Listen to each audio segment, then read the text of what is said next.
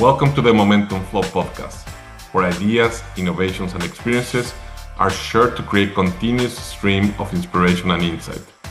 Join me, your host, Luis Solana, a supply chain expert and investor, as I uncover how visionary founders, operators, and leaders are spotting opportunities, sparking innovation, and scaling profitable growth. From plan to cash, I bring real-world experience and an investor's eye to reveal how clarity, capital, and conviction fuel sustainable growth. Tune in and let's keep the momentum flow going.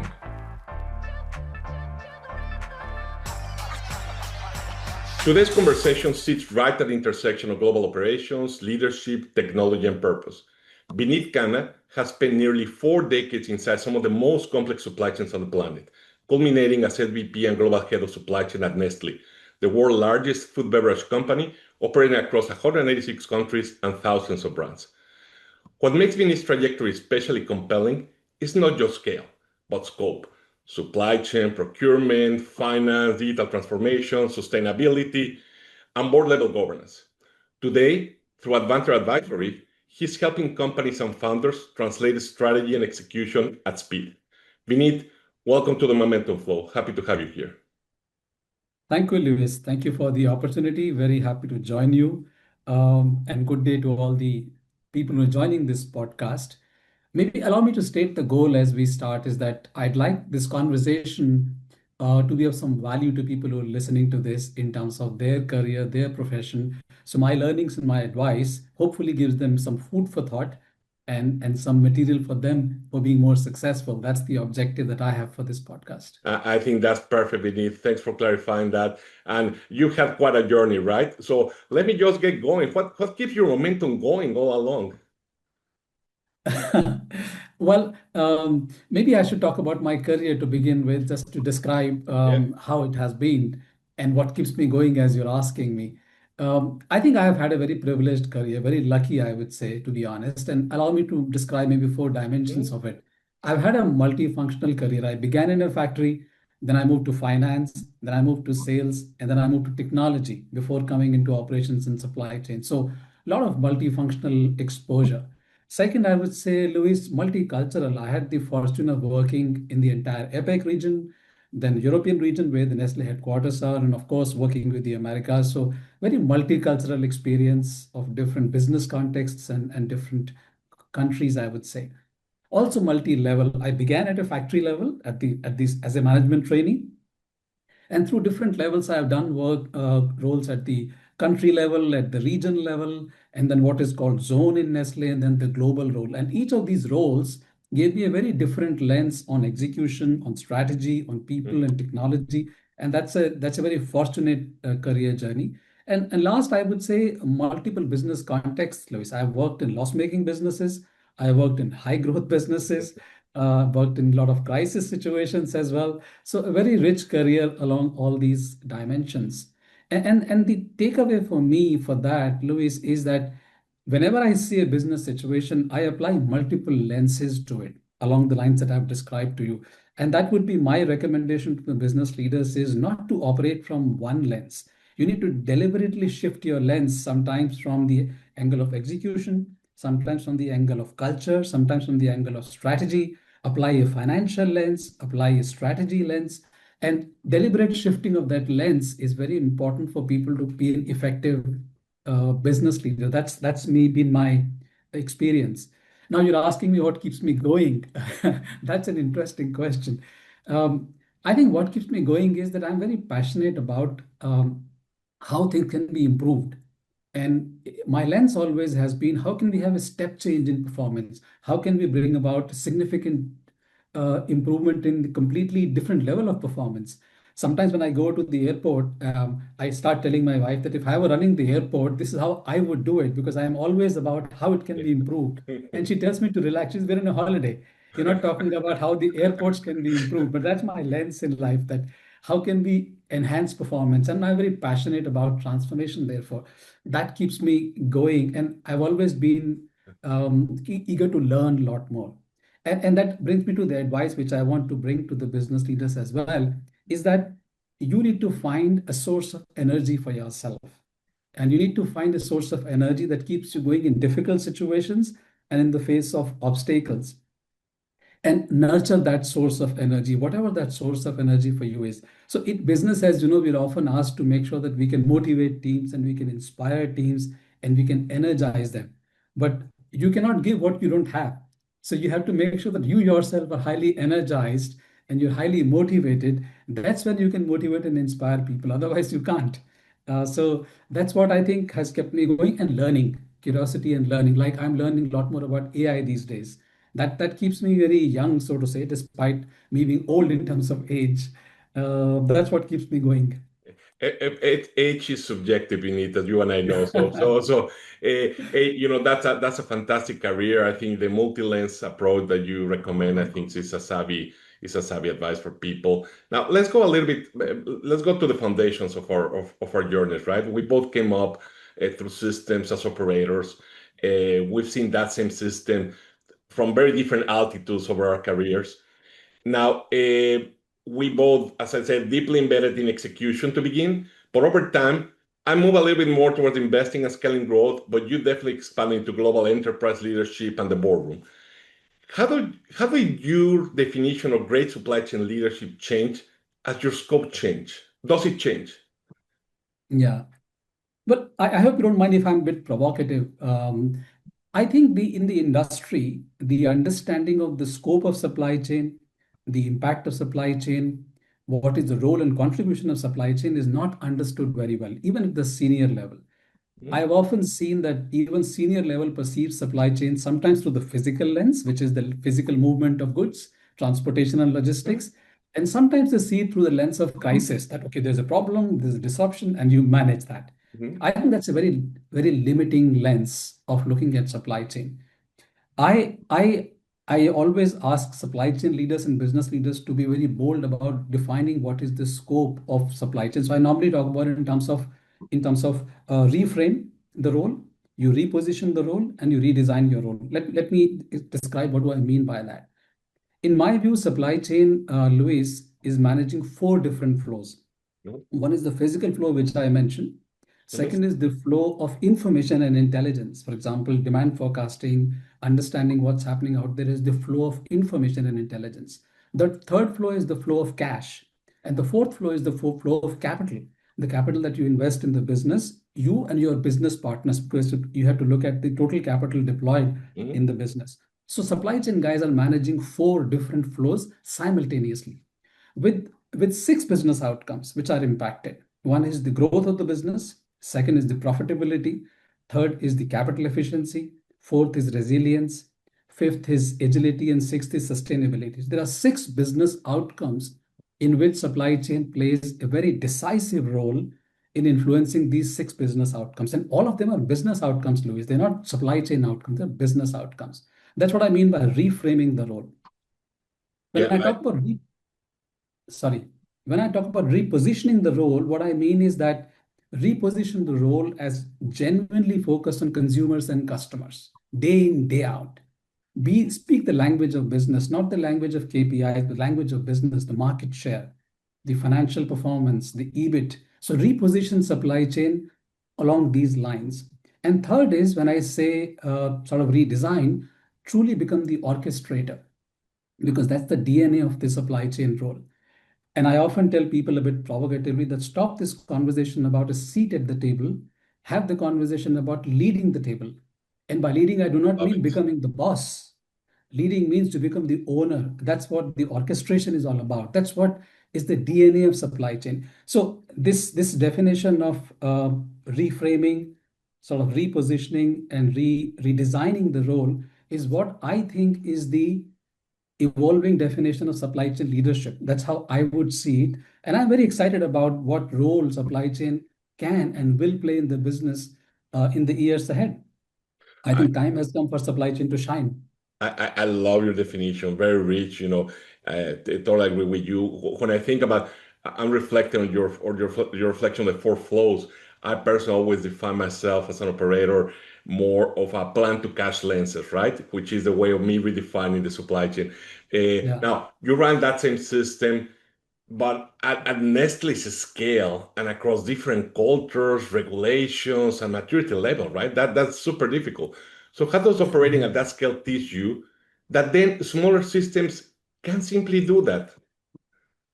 Yeah, you're right. I think when we talk about large organizations like Nestle and many other big multinational corporations, you need to be very clear about one very basic advice. The basic advice is that you need to make right choices about what will you leverage and what will you localize. It's simple, but it is crucial. When you want to leverage the size, the scale, and very importantly, the skills.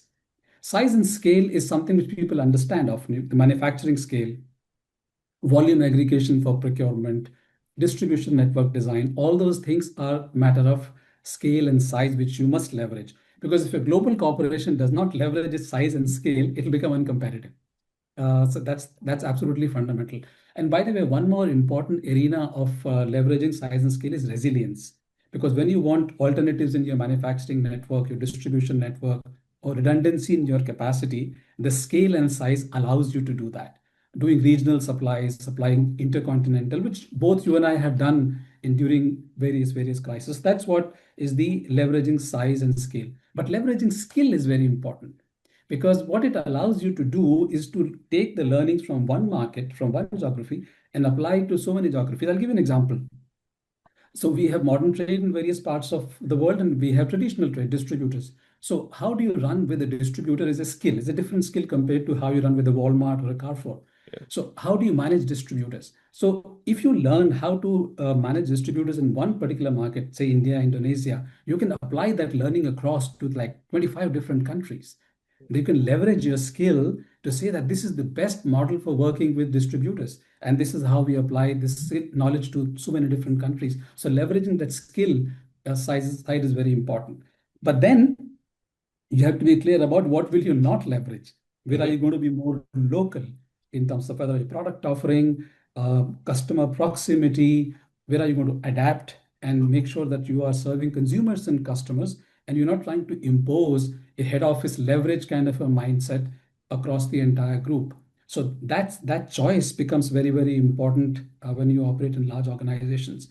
At the same time, there are opportunities like technology. You can deploy technology at a large scale rather than reinventing the wheel in each market. For example, digital technology is in planning.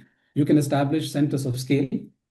You can establish centers of excellence, which allows you to do business very efficiently and roll out your technology much faster. There are some downsides too in a large organization because if you don't manage these things very well, you can become very slow in decision making. Bureaucracy can come into place. Yeah, yeah, yeah. Politics can come into place. The role of the headquarters, role of the region, role of the countries, that politics can come into play. So you have to manage that. If you don't manage that, the disadvantages will outweigh the advantages. Let, So let me you need dig to a be little very into careful. that. Let me dig a little into that because you didn't really just run supply chains, you really transformed them, right? At Nestle, you led an end-to-end transformation across planning, logistics, customer service, materials management, sustainability, digital. So, what is the hardest thing about transforming supply chain when it's already working, right? It's already performing to a certain degree well, but you need to transform it. How do you do that? Well, it reminds me, Louis, of a quote from Winston Churchill, never waste a crisis. Uh, Okay. and there are always occasions in business where you need to upgrade the performance to a completely different level. For some organizations, it's crisis like COVID. Mhm. So I was saying it jokingly, but not so jokingly as well, because every business has a burning platform. Sometimes it's growth, sometimes it's capital efficiency, sometimes it's cash generation. So it's extremely important for a supply chain leader to be completely business oriented and be clear about what is the agenda of the board and the CEO. What are the burning business platforms which can be leveraged to make sure that you can start your transformation of your end-to-end supply chain? That's one thing. The second lens, which I've always followed, is we cannot look at our performance in isolation. It has to be looked at through the lens of competitive advantage. I always tell people that it's not a question of how good you are. The question is, are you superior to competition? Because consumer has a choice. Yeah. If you are not superior to competition in terms of the availability of your product, in terms of value for money proposition, in terms of the trust and the quality of your products and brands, you will lose out. So the lens is competition. how's competition doing, and how are they evolving, which is happening very fast. So it's always you have to be on your toes to keep on improving. So that's how those are some of the platforms I always leveraged for the transformation.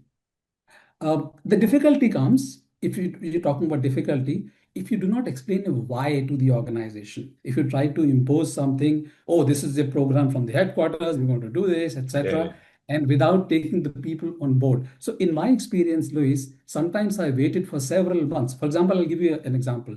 I launched a logistics cost reduction program of a $1 billion cost reduction, very ambitious program. In 3 years, $1 billion we will save.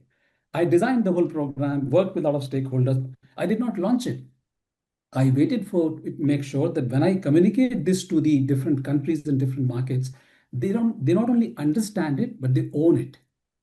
And one more thing which I did, which might help some people in their way of doing things, is that I asked all the countries, all the geographies in the Nestle world to give me their inputs on what should we do, how should our supply chain strategy be formed, what are the main things which will make them competitive in the marketplace.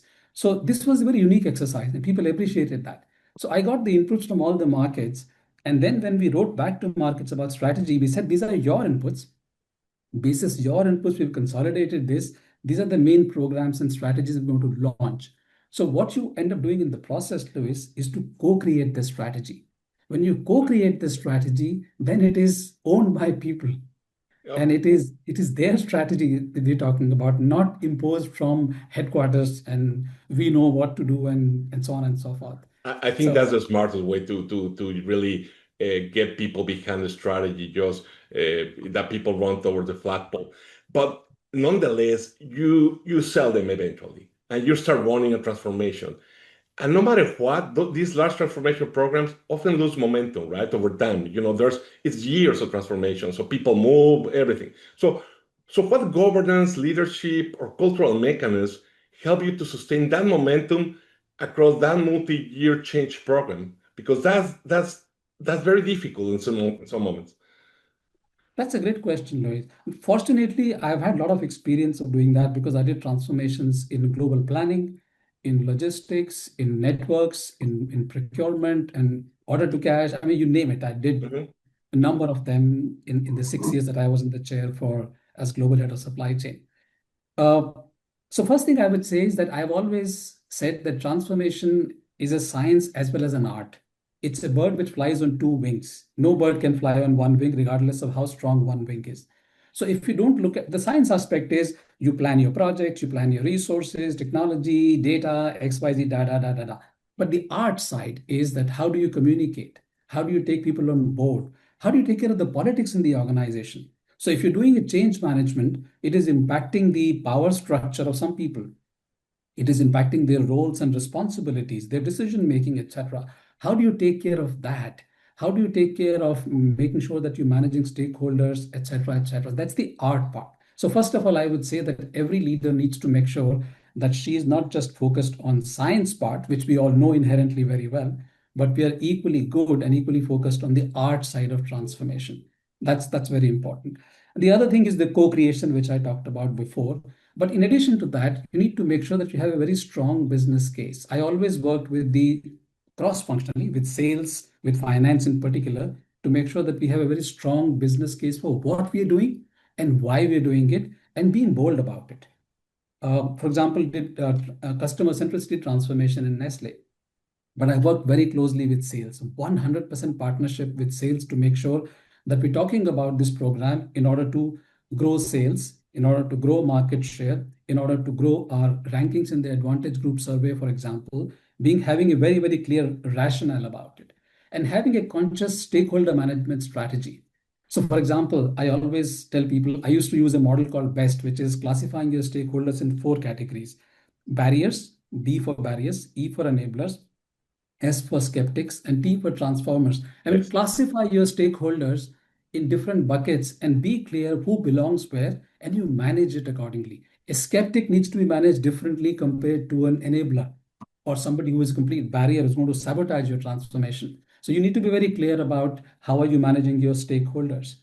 And also at the same time, having clear races, because you need to have clarity about what is the role of different entities in the Yep. organization and how will you make those decisions. And maybe just the last I would say is the so-called aspect called culture. People talk about culture often. I'm very emphatic about culture. I tell people that strategy and culture is like bow and arrow.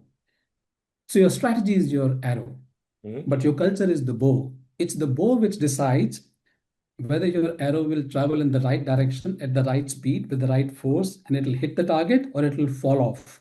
So you Mhm. need to see strategy and culture as a combination together, not just the strategy, but seeing the culture aspects. Culture means what is being recognized in the organization, who gets promoted, which behaviors are rewarded, which behaviors are punished. So you need to be clear about that aspect for the transformation to actually be successful. So there are a number of these factors which come into play, and a lot of them are on the art side of the transformation. The science side is still simpler. You can have a project management, you Mhm. can have technology, you can have resources, but that's sort of still clear. The other side is the one which fails.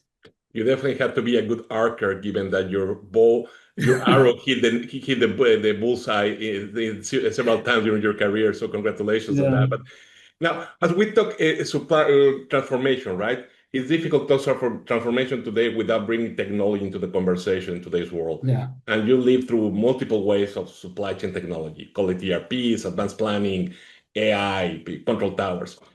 Now, which technologies, from your perspective, really change outcomes, and which only change PowerPoint decks, for lack of a better term? Yeah. Well, since I'm an old man, I started from the ERP era. I would say ERPs did add value at that stage, but you have to be clear about that ERPs basically added value in terms of managing transactions and having basic data available. For example, in Nestle, we had single instance of SAP globally, which helped me a lot in making sure that we get in basic information about the sales, the stock, and the inventory and the flows easily. So ERPs did have their value, but ERPs did not have value beyond that. The layer of intelligence, the layer of prediction, the layer of planning, I think ERPs struggled with that. Subsequently, to take your examples, when we implemented transport control towers and transport hubs, actually, which we also included procurement in that, that did add a lot of value in terms of cost efficiency, in terms of visibility, especially when COVID happened, we were able to see Mhm. that much more easily. Um, Managing procurement, managing the service to customers, managing disruptions, there are a lot of value which came through these technologies. However, having said that, the era that we are in now is most exciting about technologies. What is available today and what's possible today onwards, I wish I had 10 years ago when I was running supply chain.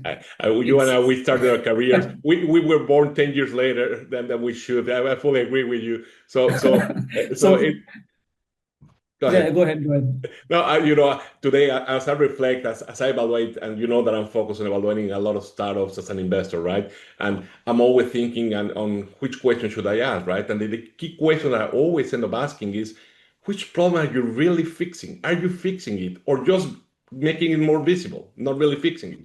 So when you advise companies in startups, and not only startups, but different companies today, what distinguishes scalable innovation in the technology side from just nice to have tools, from Yeah. your perspective? So maybe allow me to go back to this topic of technology. I often tell people jokingly that you need two things to run your business properly. One is a crystal ball and another is a magic wand. If you had a crystal I ball, like you'll be able to see prices, weather, wars, and everything properly. And if you had a magic wand, you will magically connect the entire ecosystem from suppliers to consumers and have a beautiful supply chain. Now, this unfortunately, these two things are not available. So we don't have a crystal ball or a magic wand. But the reason I make this point, Luis, is that digital technologies are the next best thing that you can have to crystal ball and magic wand. And I say this with all seriousness. I that. start as a joke, but it's a serious point that the way digital technologies are evolving, they are going to give you capabilities which are closer to crystal ball and closer to magic wand. Not exactly that, but that's how good the technologies can be provided. You know how to leverage technologies. I tell people that the evolution of technologies on a scale of 10 probably already 7 or maybe whatever it is, it's very high. But the ability of the companies to leverage technology, unfortunately, on a scale of 1 to 10 is at best 3. I'm finding that companies are not able to leverage what's out there to improve their operations in terms of speed, cost efficiency, and so on and so forth. So few points with regard to that. First is that you should never start with the technology mindset. You should start with the capability mindset. So what capabilities do I need in my business to succeed? And I classify capabilities, Luis, in 6 categories: visibility, integration, simulation, prediction, optimization, and prescription. These are 6 capabilities that you need in the business, right from strategy to execution. So you need to be clear about what capability do I need for servicing my customers? What do I need for efficient production, for efficient buying, for planning? And then think about the technology roadmap, not the other way around, that you start with the technology and see, okay, how do I use it? How do I deploy this? That's the first important thing. Second is to make sure that your digital strategy is not a spaghetti, in the sense that sometimes finance buys the technology and sales guys buy the technology and different countries buy the technology, and you end up with an absolute perfect spaghetti of technologies, which is not connected, which is not coherent, which is not going to give you the advantages I'm talking about. So you still need a coherent digital strategy. And I, by the way, believe that supply chain leaders can play a very key role in designing that, because you see the business end to end. Naturally, you see that. So you can be a part of that strategy. If you take that kind of a framework and that kind of a mindset, then you can leverage technologies to really generate the benefits which I was talking about earlier. Though I would also say that it's very crucial, because if you don't do that properly, you can become uncompetitive very soon. Fully That's agree. Let me elaborate. I love your analogy for spaghetti. So as looking ahead, as we think on making it actionable for people who are hearing this conversation. So what capabilities define successful supply chain leaders in a digital first world? And think of a lot of them have to deal with the spaghetti today, but they want to get more of a lasagna, if I allow that the conversation, where they have layers that they interconnected and they be so what what is that capability needed for those leaders? Is technical fluency or system thinking, leadership, a little bit of all? What's your perspective? I would give a slightly different answer to this, Luis. I think the supply chain leaders will need a new pair of eyes if you really want to look at the future and how technology is evolving. What do I mean by that? What I mean by that is to recognize that our existing structures, our existing processes, existing operating models were designed in the pre-technology era. By pre-technology, I mean the latest technology which is coming, which is AI-based and predictive and autonomous and so on and so forth. For example, organization structures were designed taking a task, breaking it into steps, and then we clustered steps into what we call functions. So entire functional organization that we have today in almost all organizations, and the way we've designed processes, they are pre-technology era. They're obsolete, if I can be very strong about it. So what today's technology is going to give you things which are autonomous, which are connected, which are continuous, they're running continuously and running with least human intervention as we go forward. So, which means you need to have the ability, that's why I said a new pair of eyes, to completely reimagine the processes, completely reimagine the operating model. Tinkering will not do. If you take the current structure, current processes, and add some pieces of technology like we sprinkle salt and pepper over food, that's not going to work. You need to completely redesign some of these things. And it also requires the ability to see business through the lens of not the functions and the structures, but seeing business as a set of decisions. At the end of the day, business is a set of decisions and processes that are running day in, day out. And when you start to see through that lens, then you can see how I can completely redesign processes, structure, operating model with the new technology that I have today. So that's the ability which supply chain guys will require if they really want to leverage the new technologies which are coming ahead.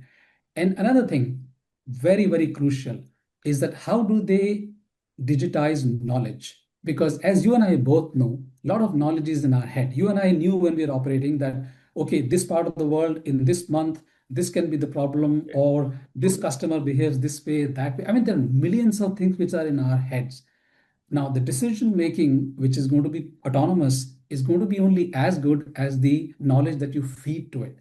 So we talk about data, and we talk about data is a very limited thing. We need to talk about total knowledge of the enterprise. So how are you going to bring that knowledge into the AI model, into your agentic behaviors or the decision making processes? That will be the differentiator between success and failure. If you cannot bring in the right knowledge to the model, then you will only utilize maybe 20 to 25% of the of the possible contribution of technology, which is going to be a pity.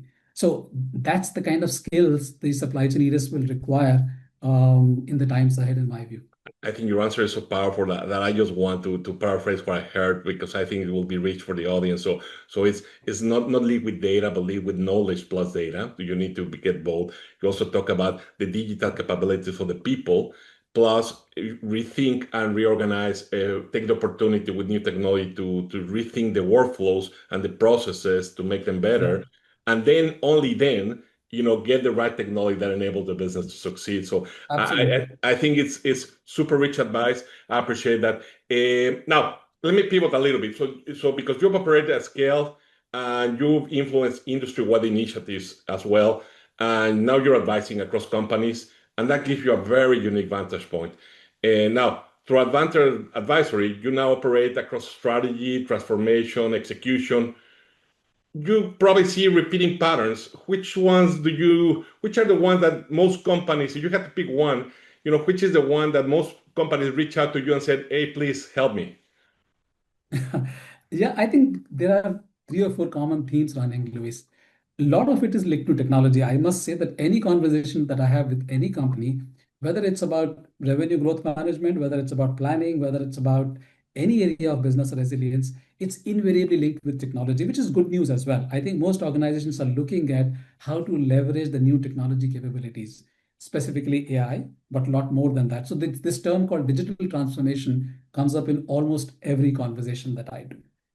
The second thing is the term transformation, which comes because people are looking at transforming their order to cash process, their planning process, how do they manage their networks, or establishing centers of scales and centers of excellence. That's also very common. So the transformation projects are very, very common, which are being talked about everywhere because of the business pressures, and call it the opportunities which are our way.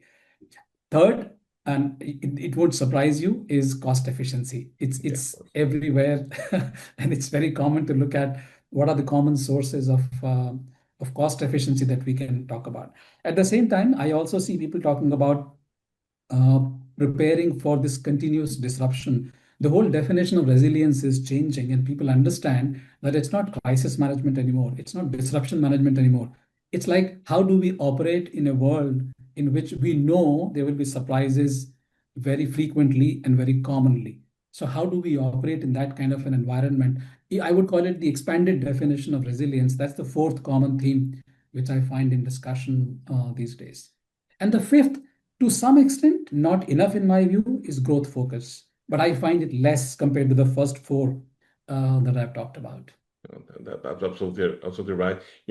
I don't want to lead this conversation without asking you. You have also a very unique perspective on sustainability, and I'll be ashamed if I don't ask you at least one question about it because for people, you read the Sustainable Supply Chain Initiative at the Consumer Goods Forum.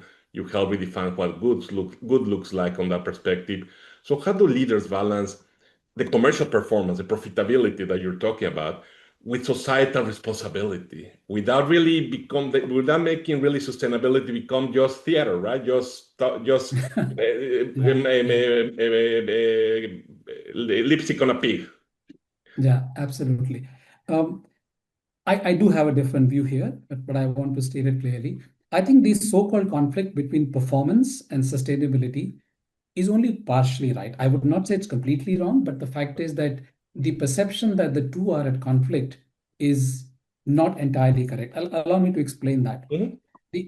I think we need to redefine sustainability first of all, Louis. We've always associated the term sustainability with the environment, whereas we can reframe this definition to say that what do I need to do to make sure that my business keeps on running next 5 years, 10 years, 15 years, 20 years, 30 years? That's real sustainability. Can I sustain my business? And once you start seeing it through that lens, you start to take different actions. Suppose I'm in a business which is buying cocoa, like as a food company. Mhm. I need to make sure that there will be sufficient cocoa production in the years ahead, because if there is not, then I won't be able to run my business in the first place. Or if there's not enough food production available for you to produce your products. So that's sustainability. Availability of agricultural products, which are raw materials for your business, is a part of the definition of sustainability. And once you start applying that lens, your perspective also changes. So I've often seen, and I often frame this debate as delivering the quarter versus delivering the future. Delivering the quarter obviously is important. It's crucial because stock market is asking you, stakeholders are asking you, you have to pressure. But as business leaders, we are equally responsible for delivering the future. So you have to make sure that your business can be sustained in future. That's the lens you need to apply to make sure that your business keeps running. Now, find common grounds. I'll give you two or three examples. Everything that you do for sustainability in logistics reduces your cost. Empty miles, distance, vehicle loading, everything that you do in sustainability reduces your cost. So find common points between cost efficiency and sustainability. Secondly, take resilience. When you map your upstream supply chain and get into detailed understanding of your tier one, tier two, tier three, tier four suppliers from a sustainability angle, the same transparency gives you resilience for managing your supplies, assessing your risks, making changes. So it's not just sustainability, it's also giving you resilience. So try to find which are the common grounds between your cost efficiency, between your resilience, and your agility. You'll find, if I can give you a rough figure, that 80% of the work that you want to do in sustainability is going to give you business results in various areas. And there's a 20%, which probably is going to so-called conflict with the commercial objective. So it's very important to understand that 80% of the agenda is going to serve your business well in any case. So that you can fine-tune your efforts. Maybe 20% is a conflict which you can manage over a period of time and change the pace of implementation of that. And that's the new lens you need to look at sustainability through. I fully agree, and I love how you reframe it, because really, when you make sustainability part of the DNA of the organization for the sake of best results for the business, and you align with sustainable initiatives, it's a double whammy of success. So fully agree. I love that framework. So two last questions. We're getting to the end of our time here together. So let me ask you one more for advice to high potential supply chain leaders, right? That are earlier in their career today. What experiences should they actively seek out to build enterprise level impact? Go back in your time 3 years ago or 4 years ago, what would you have done differently, or nothing? Yeah.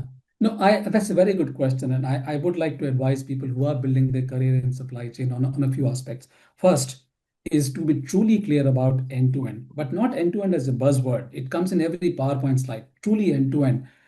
I had the fortune of doing that because I shifted in manufacturing, finance, sales, and so on and so forth. But if you don't, have a specific focus on that. How do I learn the business end to end? How can I be more multifunctional, whether by changing my role or participating in projects or taking the initiative? Understand finance, understand sales, understand marketing, R&D. Yeah. So be truly end to end in business. Second, I would say, Luis, is external focus. By external focus means being really obsessed with what consumers need, what customers need, what's competition doing, how do suppliers operate, how do contract manufacturers operate, how do I collaborate with them, and how do I do information exchange with them. Be truly external focus, because that's the real strength of supply chain. That's the real DNA of supply chain. Then we talked about the topic of technology, being very proficient about, being very savvy about how technology will bring capabilities into my supply chain, which will make it agile, resilient, sustainable, growth, and so on and so forth. But understanding the technology, not in technical terms, but in terms of how does it serve my business, that's very, very crucial.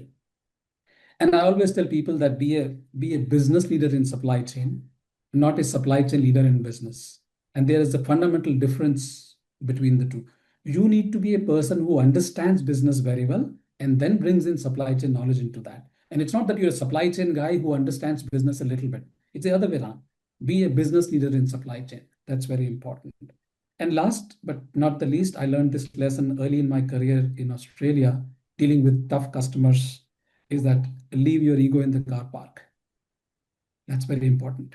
Yeah, no, absolutely. You need that thick skin that you need as part of the role. So one final question, and for this one, I would really like to hear from Vineet, the visionary, right? So let's do a zoom out, look ahead, and the next chapter of supply chain is already taking shape now, right? So what fundamental shifts in leadership, not just management, leadership, are required in global supply chains to sustain positive progress for business and society, you know, but also reversing some of the negative momentum that is happening in some areas like sustainability from the traditional in definition in some parts of the world, right? So what is that skill that makes leaders excel in supply chain 10 years from now?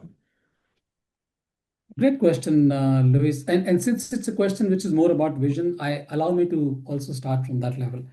There's a quote which I often use by a gentleman called Victor Hugo, who says that nothing is as powerful as an idea whose time has come. I work from the paradigm that supply chain is an idea whose time has come.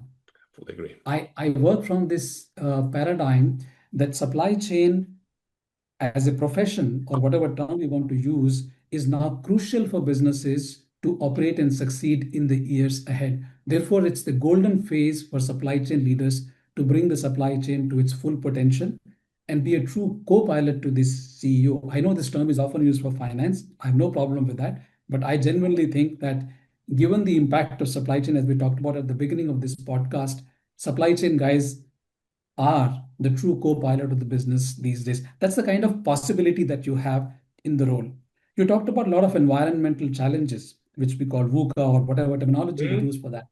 I do think that that provides a supply chain a platform to really prove its worth and become more competitive. At the end of the day in business, the success lies in being more competitive on better than your competition. So if you can manage VUCA better, whether with technology or various points that we talked about before, then you are superior to competition in terms of performance. So therefore, the so-called VUCA is also an opportunity for supply chain to really bring the profession to its full light. But this will require business leaders, not supply chain leaders. We need business leaders kind of a mindset, speaking the business language, being very close to consumers and customers, being very technology savvy, but definitely coming back to what I was saying before, is to reframe your role, reposition your role, redesign your role. Don't continue what was being done in the past. That's not fit for future. And that's not fit for the kind of potential that lies ahead of the supply chain as a community or as a profession, in my view. Just to echo that, and just my personal view on this, it's easier for supply chain leaders to become business leaders than the reverse business leaders become supply chain experts. That's just my personal view. And I think the opportunities here, and so for people, hopefully they get excited by hearing this conversation. Vineet, this really, Chad, truly reflects what it takes to run the world supply chains. Leadership at scale, technology with intent, decisions that extend just beyond the factory of the balance sheet. Thank you for sharing your experience, your perspective, your candor. I love talking with you. I love your metaphorical way of speaking. It's super didactical for people to make it easy to understand. So thanks for that. And any final remarks from your perspective that you want to add? Well, thank you for the opportunity. I enjoyed the conversation, Luis. And as I said at the beginning, I hope it is provides some food for thought to people out there. And hopefully it helps them in building their career and their success more and more. Thanks again. Thank you. Thank you for being here. To our listeners, if you enjoyed this episode, please subscribe, share it with fellow operators, innovators, and leaders across the supply chain ecosystem. I'm Luis Olana, and this is the Momentum Flow, where clarity, capital, and conviction keep supply chains and leaders moving forward. Until next time, stay curious, stay connected, and keep the momentum flowing. Thank you. Thank you.